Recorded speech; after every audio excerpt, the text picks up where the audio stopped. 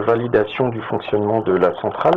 Donc dans un premier temps, on va donc faire un contrôle des boucles de détection. Donc si je fais 4 contrôles, donc je peux vérifier que mes détecteurs déclenchent bien ici les petits voyants. Donc là par exemple, si j'ouvre le DO de la zone 3, je m'aperçois donc ici que mon voyant numéro 3 s'allume. Au niveau des infrarouges également, donc ici on voit bien, j'ai déclenché donc l'infrarouge sur la zone 6. Donc également on peut faire l'essai sur la zone 1 qui fait en plus carillon pour vérifier. Donc ainsi, en ouvrant ou en déclenchant chaque détecteur, on peut ainsi vérifier son bon fonctionnement. Donc ce qu'on peut faire également maintenant, c'est une marche partielle. Donc 1 étoile, on rentre le code et donc on fait un essai marche partielle. Donc il y a un certain temps d'entrée. Donc je rappelle que la marche partielle a pour but de faire uniquement fonctionner les DO et d'éliminer les détecteurs infrarouges.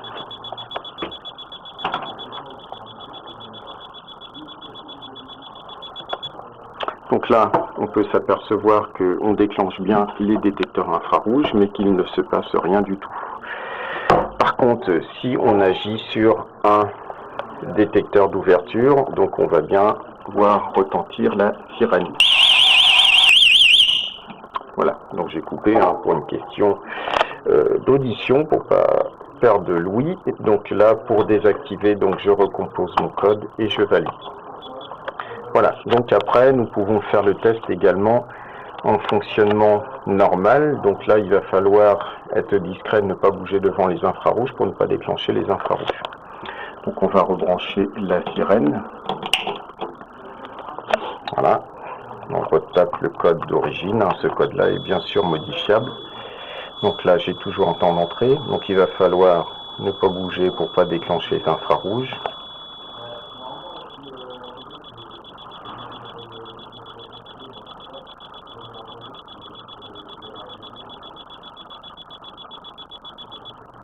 Voilà, donc là, on va pouvoir bouger deux fois.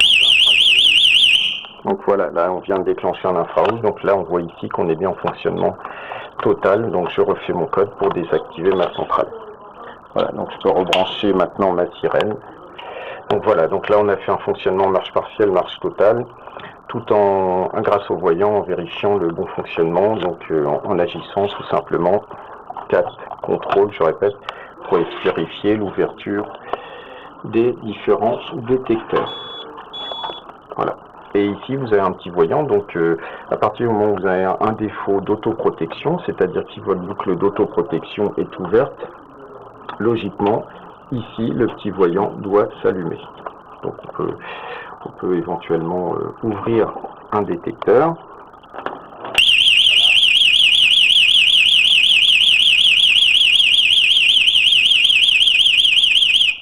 Voilà, donc pour désactiver l'AP, donc nous devons faire le code et ainsi agir sur le switch SW1.